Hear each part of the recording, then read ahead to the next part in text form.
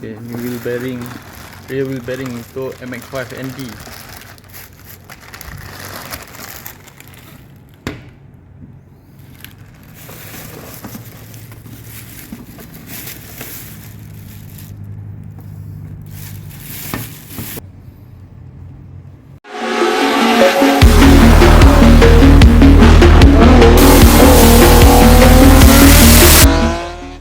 Hi guys, Noah here, Prime DG.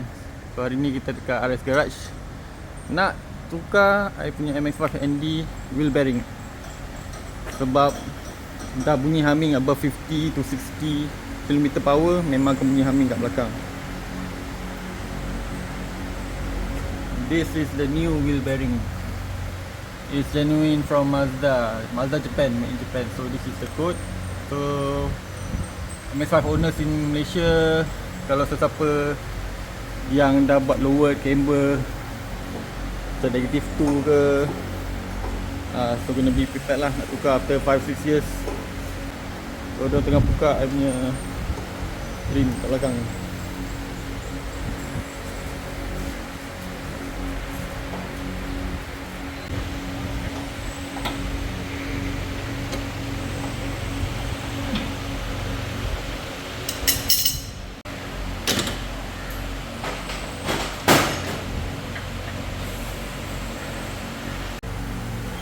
So aku pakai coilovers from BC Racing almost 3 years, so that boleh buat high low soft hard adjustable kan.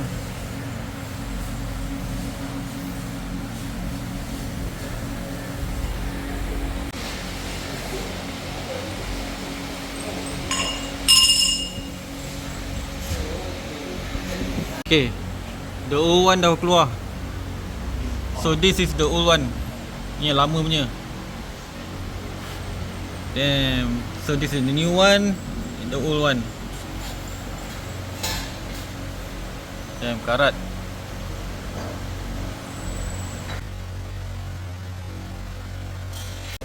So yang buat dia humming ni this part lah, inside, inner part ni. Dia dalam ada ball bearing. So bearing dia dah makan. Kalau rosak dia senang pusing. Oh, okey. Kalau yang baru dia susah nak pusing. Oh, dia a bit tight. Okey.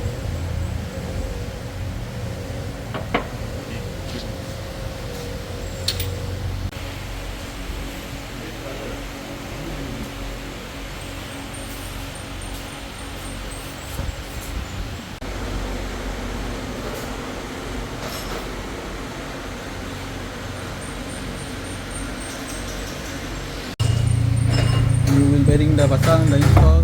So kita pasang balik tayar, rim semua.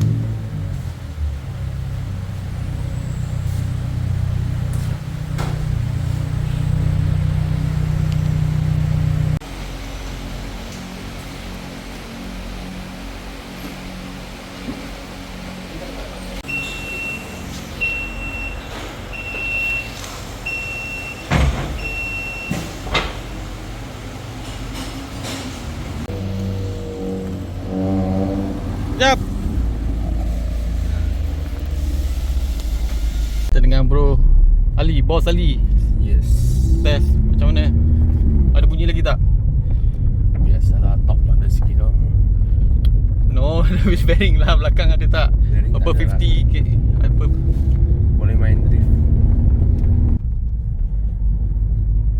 Kita tengah test drive lepas dah pasang wheel bearing, pusing-pusing Sunway.